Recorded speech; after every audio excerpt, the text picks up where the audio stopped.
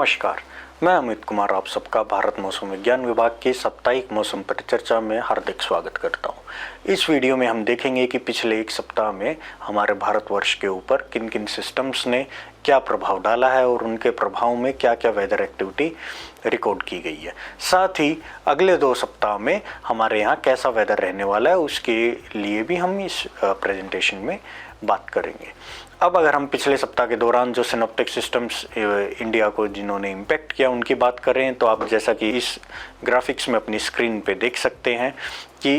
इस पिछले सप्ताह में वेस्टर्न डिस्टर्बेंस ने नॉर्थ वेस्ट इंडिया और सेंट्रल इंडिया को इम्पैक्ट किया। साथ ही सेंट्रल इंडिया के ऊपर और ईस्ट इंडिया के ऊपर जो अलग अलग दिनों में साइक्लोनिक सर्कुलेशंस बनी रही और एक लो लेवल में ट्रफ्स भी बने रहे, जिसके प्रभाव में अगर हम देखें तो हैवी से वेरी हैवी रेनफॉल की अगर हम बात करें तो आप देख सकते हैं कि साउथ पेनिनसुलर इंडिया के ऊपर खासकर इस सप्ताह में हैवी रेनफॉल हुई है, जिसमें खासकर तमिलनाडु और केरला के ऊपर आप देख सकते हैं कि 6 दिन तमिलनाडु पे और 3 दिन केरला पे हैवी रेनफॉल रिकॉर्ड की गई। उनके सटे हुए एसआई के आंध्र प्रदेश में भी 1 से 2 दिनों में हैवी रेनफॉल रिकॉर्ड की गई है। साथ ही कोंकण, गोवा, तेलंगाना, असम, मेघालय, अरुणाचल प्रदेश और बिहार में भी 1 दिन हैवी रेनफॉल रिकॉर्ड की गई है। अगर हम थंडरस्टॉर्म एक्टिविटी की बात करें तो आप देख सकते हैं समूचे पेनिनसुलर इंडिया के ऊपर इस पूरे सप्ताह में थंडरस्टॉर्म एक्टिविटी जारी रही। साथ ही सेंट्रल इंडिया में छत्तीसगढ़, मध्य प्रदेश, उत्तर प्रदेश, ईस्ट और नॉर्थ ईस्ट इंडिया में भी थंडरस्टॉर्म एक्टिविटी जारी रही इस पूरे सप्ताह में। ये जो थंडरस्टॉर्म एक्टिविटी हुई है इस थंडरस्टॉर्म एक्टिविटी के साथ स्क्वाली गस्टी विंड्स यानी तेज हवाएं भी चली हैं, जो कि आप इस ग्राफिक्स में देख सकते हैं कि समूचे पेनिनसुलर इंडिया और सेंट्रल इंडिया और ईस्ट और नॉर्थ ईस्ट इंडिया पे इस सप्ताह में गस्टी विंड्स यानी तेज हवाएं थंडरस्टॉर्म के साथ चलती रही हैं। हेलस्टॉर्म एक्टिविटी की अगर हम बात करें तो हेलस्टॉर्म एक्टिविटी भी हमारी मध्य प्रदेश, मध्य महाराष्ट्र, मराठवाड़ा, तेलंगाना, कोस्टल आंध्र प्रदेश और असम, मेघालय में इस सप्ताह में दर्ज की गई है। अगर हम हीटवेव की बात करें तो आप देख सकते हैं कि गुजरात से लेकर हिमाचल प्रदेश तक समूचे वेस्ट और नॉर्थ वेस्ट इंडिया के ऊपर इस सप्ताह में हीटवेव का दौर जारी रहा, जिसमें सौराष्ट्र कच्छ में 7 दिन heatwave to severe heatwave conditions बनी रही। गुजरात में 4 दिन, वेस्ट राजस्थान में 4 दिन, ईस्ट राजस्थान में 3 दिन, ईस्ट एमपी में 3 दिन, हरियाणा पंजाब में 2-2 दिन और हिमाचल प्रदेश में 3 दिन हीटवेव कंडीशंस बनी रही इस सप्ताह में। अब अगर हम एवरेज मिनिमम टेम्परेचर्स की बात करें इस सप्ताह में तो पहले हाफ में 1 से 3 degree Celsius minimum temperature north east India के ऊपर बढ़ा, अपने नॉर्मल से बढ़ा हुआ था, लेकिन दूसरे हाफ में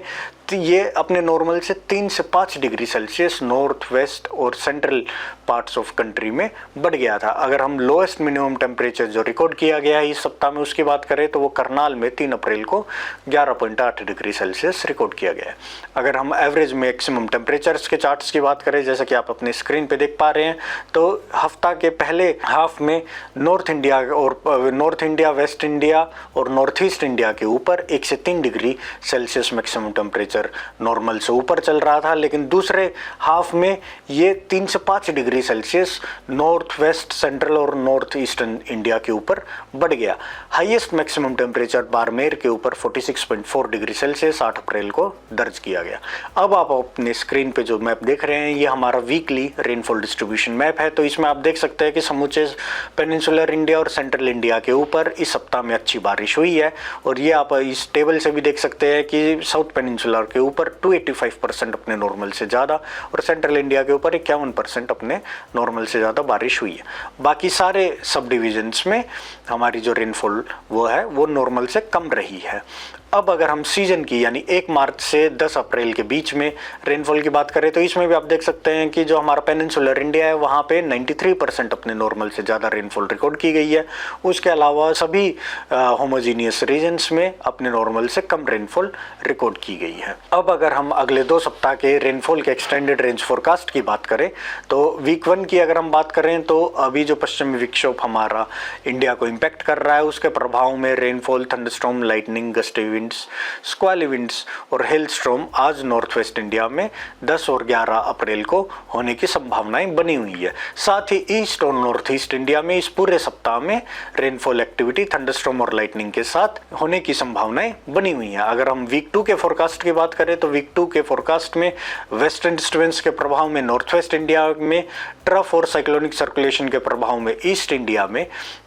इंडिया और उससे सटे हुए नॉर्थ ईस्ट इंडिया में बारिश होने की संभावनाएं बनी हुई है, जिसमें नॉर्थ ईस्ट इंडिया में एक आध दिन हैवी रेनफॉल यानी भारी बारिश भी हो सकती है। साउथ पेनिनसुलर इंडिया में भी light to moderate rainfall week 2 में जारी रहेगी। तो अगर हम वीक 2 की समरी आपको बताएं तो normal to above normal rainfall जो है वो east India, north east India, south peninsular India में होती रहेगी और वेस्टर्न हिमालयन रीजन्स में नॉर्मल रेनफॉल वीक 2 में होगी।